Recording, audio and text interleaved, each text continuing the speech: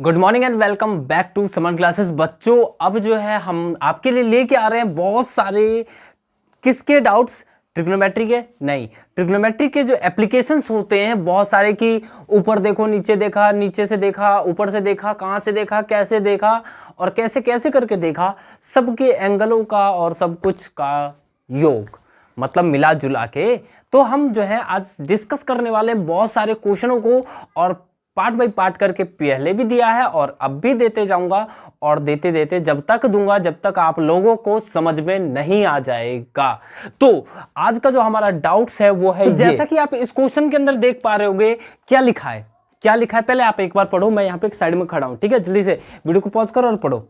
पढ़ लिया? चलिए अब मैं पढ़वाता हूं और फिर आप देखना कि इस क्वेश्चन को करना कैसे है। बहुत इंपॉर्टेंट क्वेश्चन है, सीबीएसई 2019 में आया हुआ क्वेश्चन है और आरएस अग्रवाल से उठाया हुआ क्वेश्चन है। तो अगर आप लोगों ने ऐसे ऐसे क्वेश्चनों को नहीं किया है तो करो मेरे साथ में, अभी भी बहुत टाइम है। अगर जिस हिसाब से मैं बता रहा हूं उस हिसाब से कर रहे हो तो सिर्फ अभी मैं मैथ्स की प्रिपरेशन करवा रहा हूं। अगर आप लोगों को कोई डाउट आता है तो आप पूछ सकते हैं सब्जेक्ट वाइज, अदर में भी, साइंस में भी, ठीक है। तो चलिए हम इसे कवर अप करते हैं। सबसे पहले इसका जो डाउट्स है वो क्या कहना चाहता है, स्टैचू 1.4 मीटर टाल stand on the top of the pedestal. मतलब कि एक क्या है, एक स्टैचू है। जाहिर सी बात है, कोई भी आप स्टैचू देखते होगे, ठीक है, किसी भी चीज का स्टैचू अगर देखते होगे तो वो एक पेडिस्टल जो कि ऐसा कुछ दिखता है, उसके ऊपर में एक स्टैचू खड़ा रहता है, ठीक है। मान के चलो ये रहा, सपोज करते हैं ये रहा, ये गन नहीं है इसके हाथ में, बस सपोज करने के लिए कह रहा हूं मैं। तो ये आपका एक पेडिस्टल होता है और उसके ऊपर में स्टैचू होता है। तो आपसे क्या कह रहे हैं, स्टैचू 1.4 मीटर टाल, मतलब कि इसकी जो हाइट है किसकी, स्टैचू की 1.46 मीटर है, ठीक है। और stand on the top of pedestal, मतलब कि ये इसके ऊपर में स्टैंड है। उसके बाद from a point on the ground, ठीक है, किसी एक पॉइंट से, कोई एक ग्राउंड जो कि ग्राउंड इसके बराबर ही होगा, जाहिर सी बात है, ठीक है। तो ग्राउंड से जो इसका डिस्टेंस है, कहीं पे एक पॉइंट है मान लेते हैं हम, ठीक है। और क्या कह रहा है, the angle of elevation on the top of the statue is 60 degree. मतलब कि जो एंगल ऑफ एलिवेशन बना रहा है स्टैचू के टॉप पे, मतलब कि यहां कहीं जो एंगल ऑफ एलिवेशन बना रहा है वो बना रहा है 60 डिग्री का angle. And from the same point, उसी पॉइंट से the angle of elevation on the top of the pedestal is 45 degree. तो यहां से लेके यहां तक का जो एंगल बना रहा है वो बना रहा है 45 डिग्री, ओके। उसके बाद क्या कह रहा है, find the height of the pedestal, मतलब कि इसकी हाइट क्या रही होगी।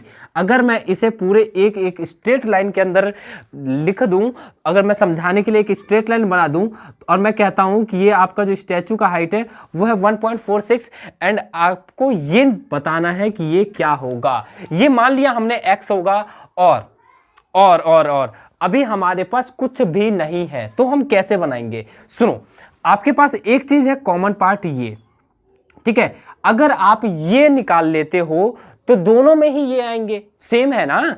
अब इसको और इसको अगर बात कर रहे हैं, इसको कह रहा हूं, समझ में नहीं आ रहा है। देखो, अगर मैं इस ट्राइंगल के अंदर बात करूं तो इस एंगल के सामने वाला जो होगा वो हो जाएगा आपका P और ये हो जाएगा B। मतलब P एंड B का रिलेशन मेरे को कहीं से भी देखना है कि कहां पे ढूंढने पे मिलता है। तो मैंने ढूंढा तो मेरे को पता चल गया अभी अभी किताबों के अंदर से या फिर मेरे पुराने वीडियो से ये मुझे पता चला कि जो होता है वो होता है tan में और cot में। तो चलिए मैं tan की वैल्यू ले लेता हूं इस ट्राइंगल के लिए। और दूसरी बात ये कि इसका नाम मैं रख दूंगा A, B, C and D, okay.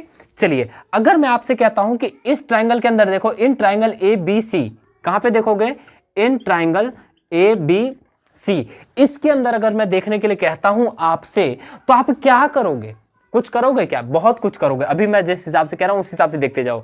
अच्छा जी, इन ट्राइंगल इसके लिए कहा मैंने, तो मैंने कह दिया कि tan 60 ले लो, और tan 60 लोगे तो आप लोगे क्या लोगे, तो आपका आ जाएगा P/B। P है आपका ये पूरा BC है, नाम दिया है मैंने अभी BC, और आपका AB आपका कॉमन पार्ट है, ठीक है। इसे भी हटाते हैं। tan 60 की वैल्यू मुझे तो याद है, आपको याद नहीं है तो याद कर लो, √3 होता है। AB जो है अगर इधर आ जाएगा तो ए बी मल्टीप्लाई में आ जाएगा, ए बी √3 आ जाएगा, इक्वल टू आ गया बी सी। तो अगर मैं ए बी की बात करूं तो आपका क्या आ जाएगा, बी सी अपॉन में √3।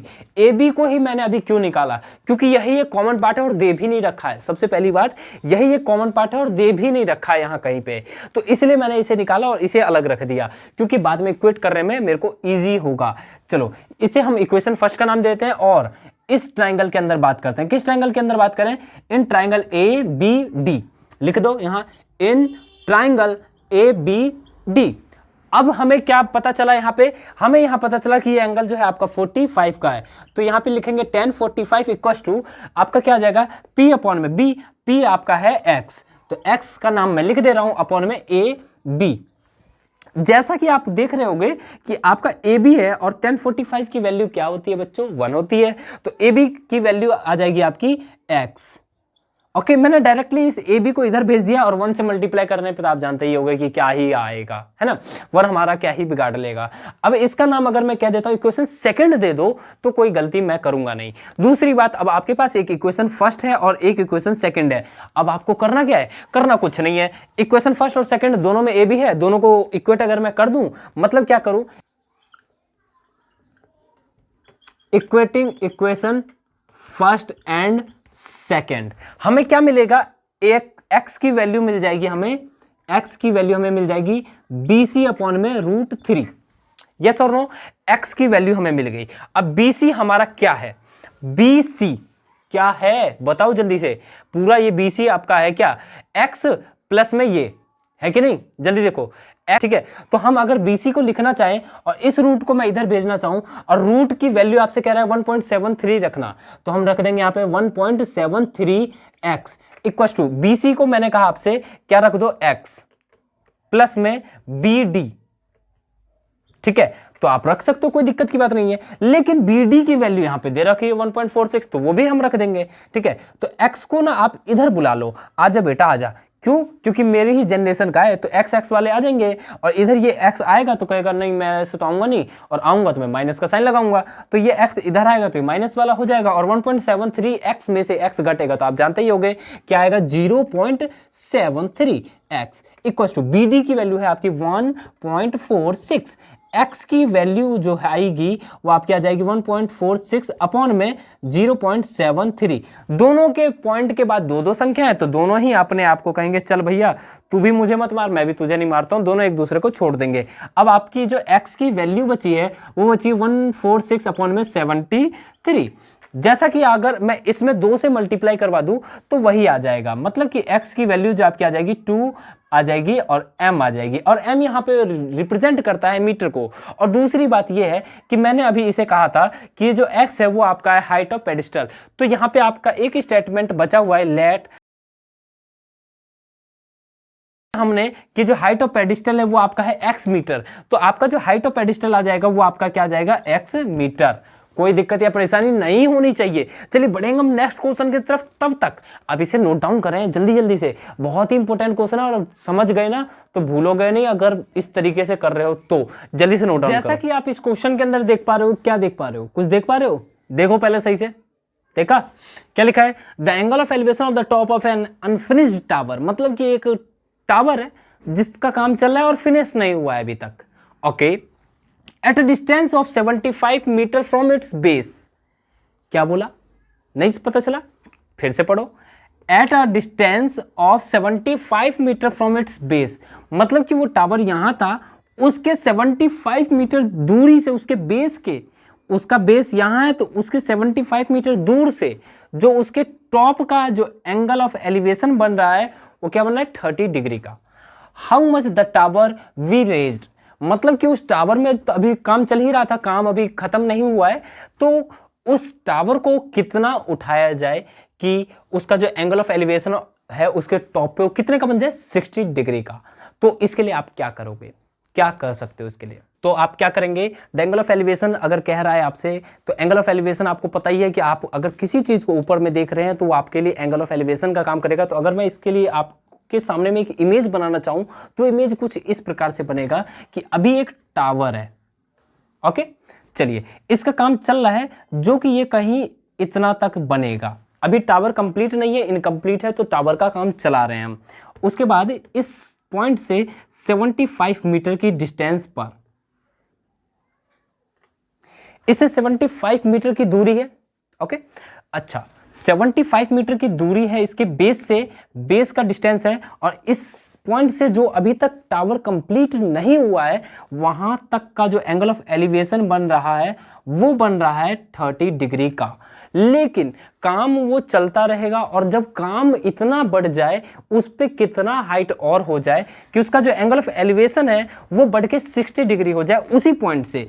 तो मतलब कि आपको क्या करना है,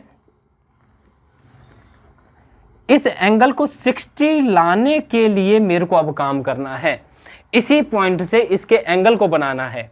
तो इस कंडीशन पे हमें क्या निकालना है कि इसकी हाइट ये क्या रहेगी। तो मान लेते हैं कि हाइट x रहेगी, कोई दिक्कत है, मान लो, ठीक है। लेट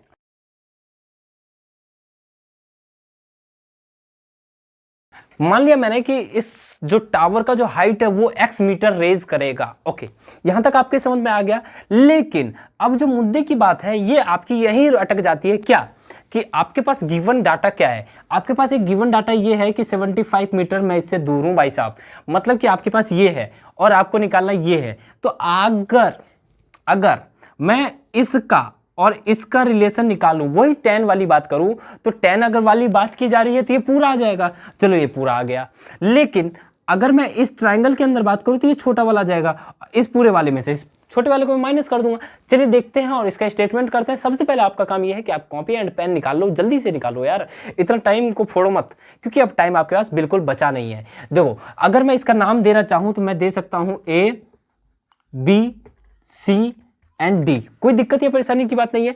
इस ट्राइंगल के अंदर देखो ABD लिखो यहां, इन ट्राइंगल ABD, इसके अंदर अगर आप देख रहे होगे तो यहां पे एंगल बन रहा है 60 का। ओके, चलिए, तो अगर मैं tan 60 की वैल्यू निकाल दूं तो tan 60 जो होता है P अपॉन B होता है।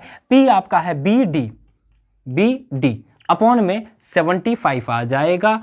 tan 60 की वैल्यू होती है √3, और BD अगर ये 75 इधर मैं ट्रांसपोज कर दूं तो 75 √3 आ जाएगा BD की वैल्यू।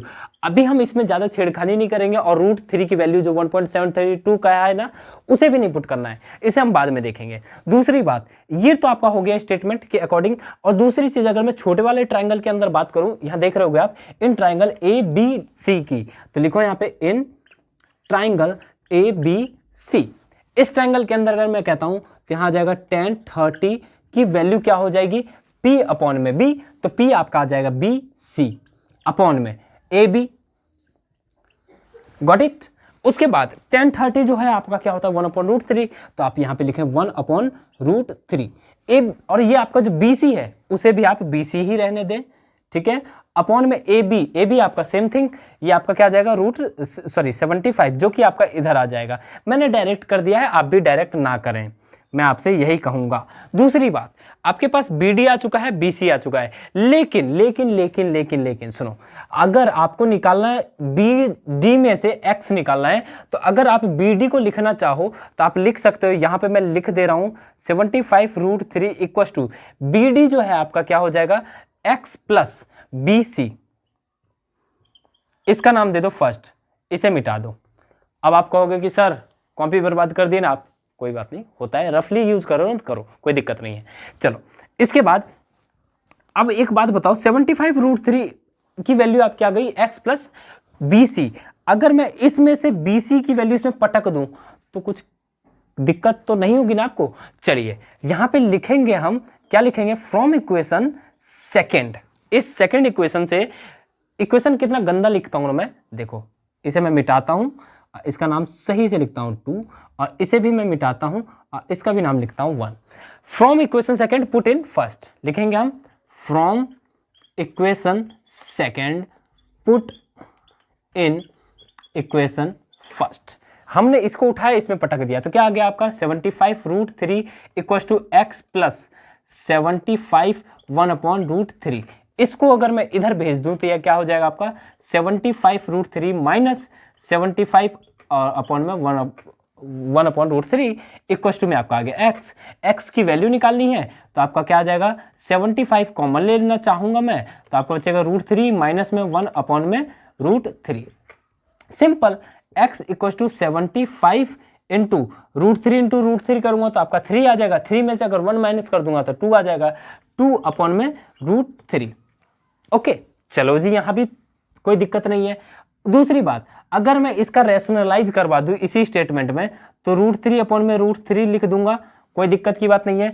√3 इंटू √3 अगर करता हूँ तो 3 आता है। 75 इंटू 2 इंटू √3/3, इससे कैंसल आउट होगा ही होगा।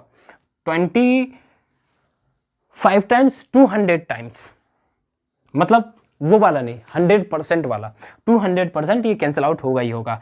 अब देखो 25 इंटू 5 और 2 करूंगा तो कितना आ जाएगा 50√3। देखो एक चीज याद रखना, अगर आप क्लास 10th में बोर्ड का एग्जाम दे रहे हो ना, तो आप ना इतना जल्दीबाजी मत कर देना कि आप ये इस √3 की वैल्यू कहाँ है तो मैं यहीं पटक दूं।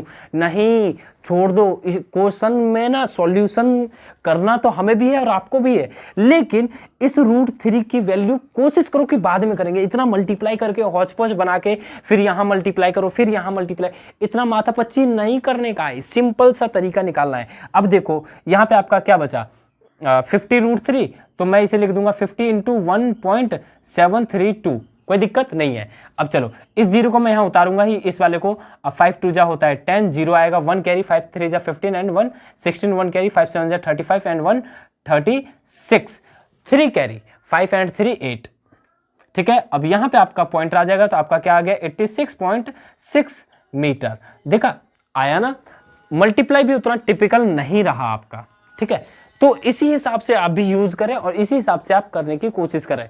यहां तक अगर आप लोगों को समझ में आया तो वीडियो को यही लाइक करें, करें करें करें करें, कर दिया तभी मैं बढ़ूंगा। चलो, लेकिन आज नहीं बढ़ूंगा, इसके अगले पार्ट में बढ़ूंगा। ठीक है, मिलते हैं फिर अगले डाउट सेशन में, तब तक के लिए bye bye, take care, thanks for watching summer classes. Okay.